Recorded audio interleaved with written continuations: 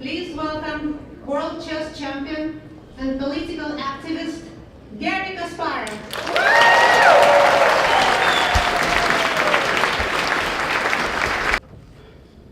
Good evening, добрый вечер. I'm curious, what percentage of people here do not speak Russian? Yeah, that's the... Anyway, now I was asked to speak in English, so I know that's definitely at our table. People would rather see me and hear me speaking English. At any moment, if you're comfortable, I can switch to mother tongue. Okay, thank you very much. My thanks to RJCF for this great honor and for inviting me to speak to you here today. So, usually when I'm speaking to this many Russians, I'm worried about being attacked by riot police. Quite a memory back in Russia. But I feel quite relaxed today here, so don't worry. I also like to tell American audiences that I was born and raised in the deep south right next to Georgia.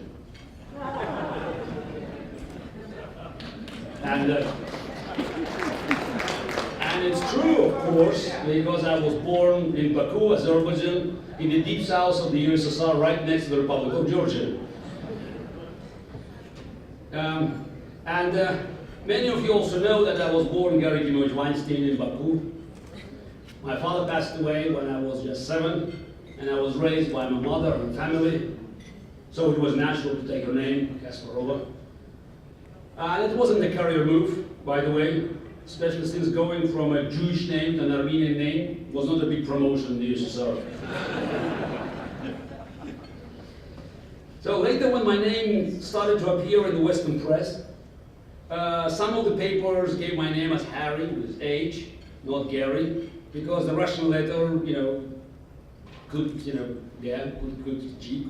can be either one, and the soft H is more common. But my parents had wanted the hard G sound, and it was probably for the best. After Vladimir Putin's last crackdown against the opposition in Russia, I moved to New York City full-time in 2013. And certainly, the Upper West Side of Manhattan doesn't need another Harry Weinstein.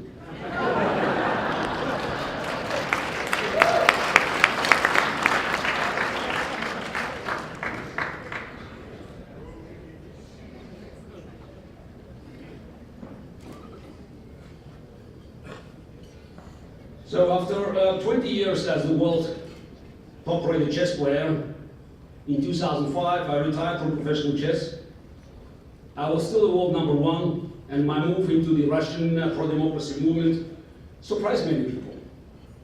But I wanted to make a difference, as I always wanted to make at the chessboard, and I also wanted my kids to be able to grow up in a free Russia. By the way, being against Vladimir Putin does not make you anti-Russian. I'm for a strong Russia, but for a strong and free Russia. For a strong, free, democratic Russia playing a positive role in geopolitical affairs.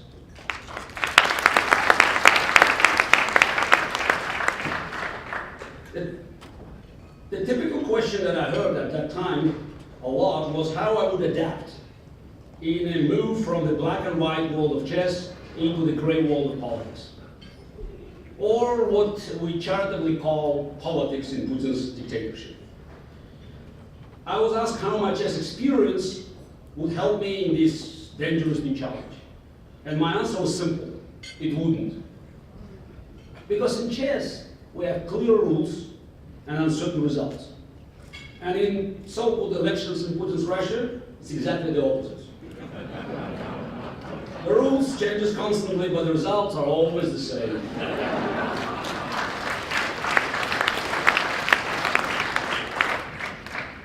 Well, that doesn't mean I didn't have some experience. I was always politically active. And in the Soviet Union, you probably remember that, chess was always political. The communist regime wanted to use chess as a way of demonstrating intellectual superiority of the Soviet system over the decadent West. And so chess was a national priority, especially when it came to the World Championship. When I was on the rise in the early 80s, it was a serious issue that I might soon challenge Anatoly Karpov for the world title. Karpov was a regime favorite. Again, many of you remember Brezhnev kissing him, hugging him, saying, you know, you got the title, keep it.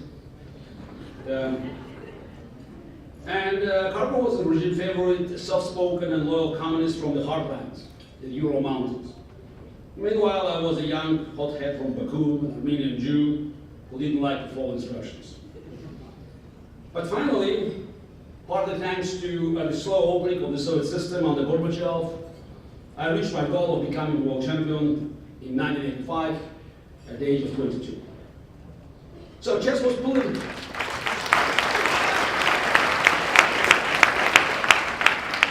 So chess was political, whether you liked it or not, even if you just wanted to play chess.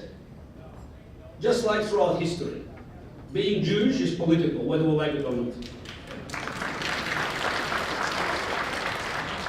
To paraphrase an old saying, you may not be interested in anti-Semitism, but anti-Semitism is interested in you. For generations of Jews, especially here in America, there is a temptation to ignore this responsibility.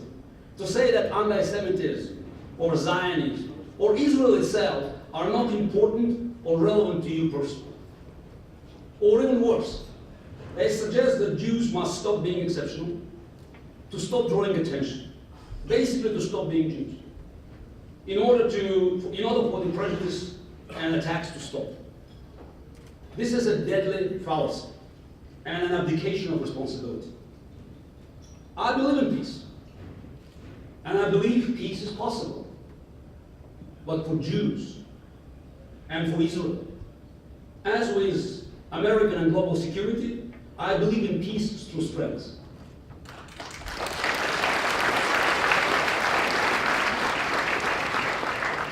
And one reason we're seeing so much conflict today is that the forces of the free world have grown soft.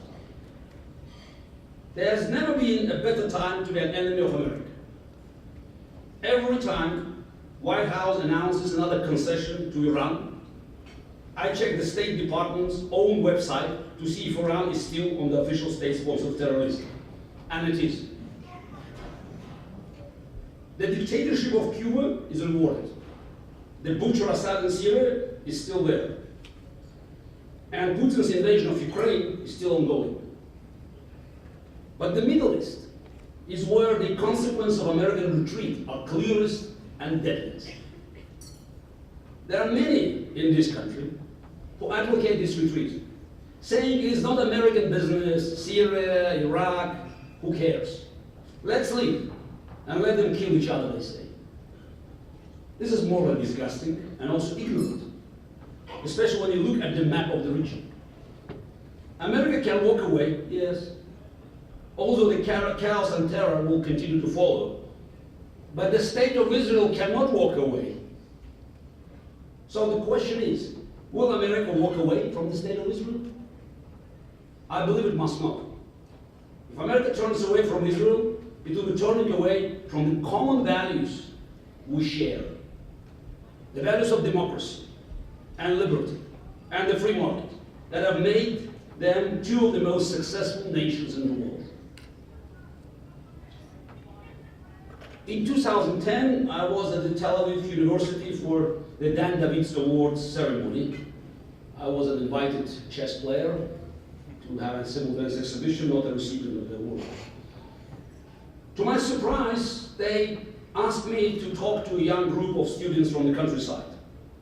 And I honestly wasn't sure what to say. I told them that I was not a religious man, and in fact I was quite skeptical about the old stories of great miracles. But I said, there was no doubt that one miracle that had indeed occurred in the whole land, and that miracle was the creation and survival of the state of Israel against all odds.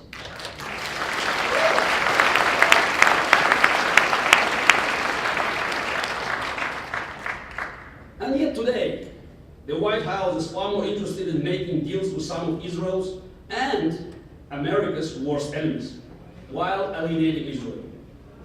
When Putin sent fighter planes and special forces to Syria to prop up his buddy Assad, they were just a few hundred miles from Israel's border. Benjamin Netanyahu was obliged to travel to Moscow to meet with Putin to discuss the security implications. I wasn't happy to see this, of course, but what choice did Netanyahu have? Obama has recruited American influence from the region as he has from the world, leaving behind a power vacuum that was quickly filled by Russia, by Iran, by ISIS. Putin sends fighter jets, Iran sends troops, and Obama sends John Kerry.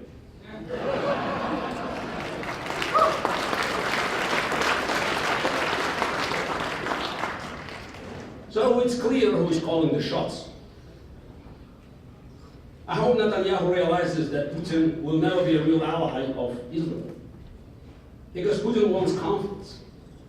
He wants big war in the region to raise the price of oil that are crucial for his domestic survival in Russia.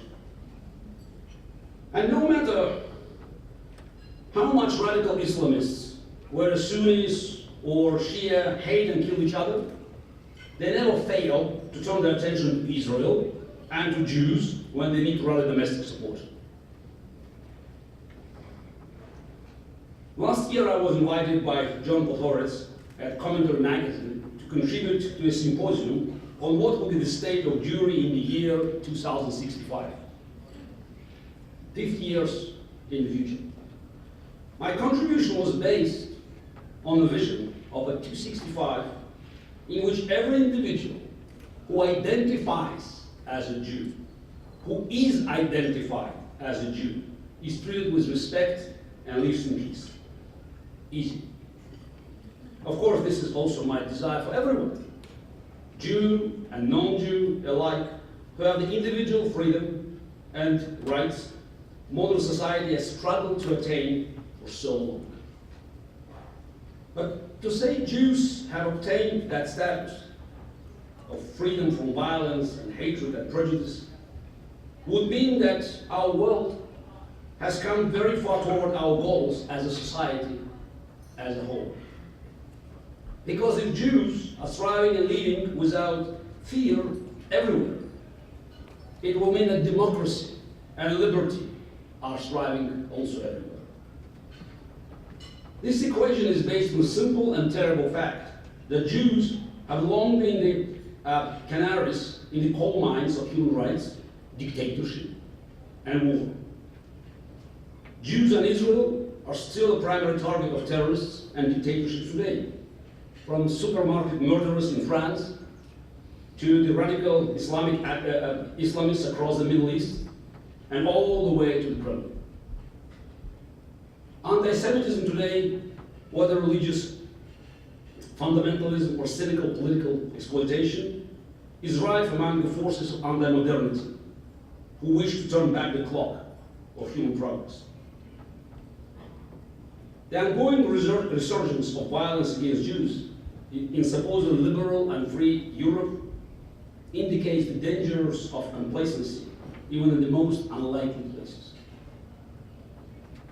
The Obama White House is more hospitable toward the sworn enemies of Israel and America than any US administration in history. The accelerating trend is to move away from the values of liberty and the policies of strength and deterrence that won the Cold War. Into the vacuum have stepped the dictators, the Iranian mullahs, and the proverbial barbarian hordes of ISIS, along with their acolytes and admirers who have taken root in the free world. It's no doubt politically incorrect to correlate the principles of modern civilization progress with the success of Judaism. But I'm afraid we cannot withstand much more correctness at the expense of these principles.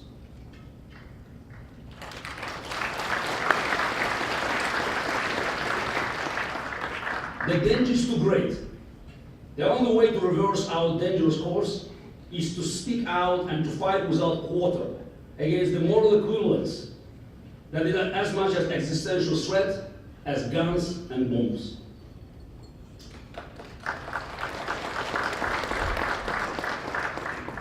And for the question of whether or not Judaism may suffer defeat through victory by assimilation and harmony, I have trouble seeing this as a threat. Should the force of modernity and freedom triumph, and the main concerns of the Jews in the year 2065 is a lack of unifying hatred against them, should we object? The ideas of man are not eternal, even the oldest and most powerful ones. The negative pressures of ignorance, bigotry, and violence can be replaced with the positive forces of education, community, and tradition. Let us hope for that day. Let us continue to work for that day. And thank you all again for this honor.